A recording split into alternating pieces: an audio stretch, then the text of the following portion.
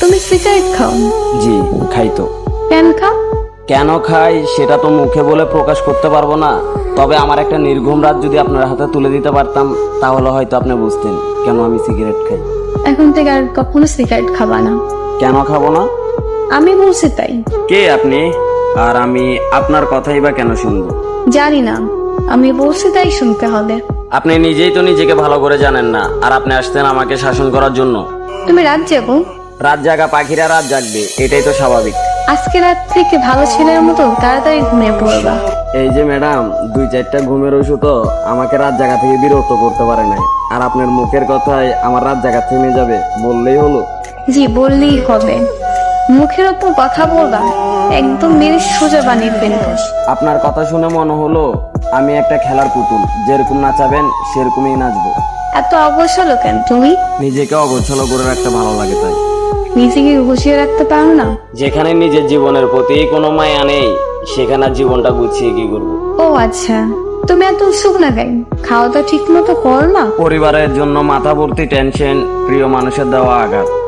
সকালের খানাটা ঘুমে ঘুমিয়ে চলে যায়, দুপুরের খানাটা বিকাল 5টায়, রাতের খানাটা রাত 3টায়। তাহলে চিন্তা করেন শরীরটার কতটা ভালো থাকবে। এত এলোমেলো হয়েছে কিভাবে? খেলার বয়সে পরিবারের দায়িত্বটা কাঁধে, আর আপনার মতো একটা মেয়ের জন্য নিজের জীবনটা উৎসর্গ করে। ও আচ্ছা, মানুষটা ভুল ছিল তাই ঠকে গেছো? আমি ঠকিনি, আমাকে ইচ্ছা করে ঠকানো হয়েছে। কিন্তু এরকম ভাবে জীবনে চলে না।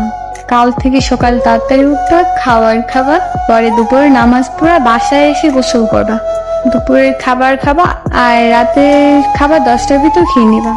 12টা অব্দি আমার সাথে কথা বলবা, তারপর 1 মিনিটও জেগে থাকবা না, বুঝতে পারছো? নির্ঘুম রাত, অনিয়মে খাওয়া আর অগোছালো জীবন, সেটা হয়তো আমি আর কখনোই চেঞ্জ করতে পারবো না। এভাবেই হয়তো চলতে থাকবে আমার জীবন গাড়ির চাকা।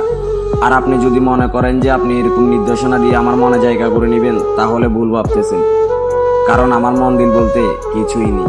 তুমি তো দেখি অনেক কথা বল, যা বলবো ওইটা করবা।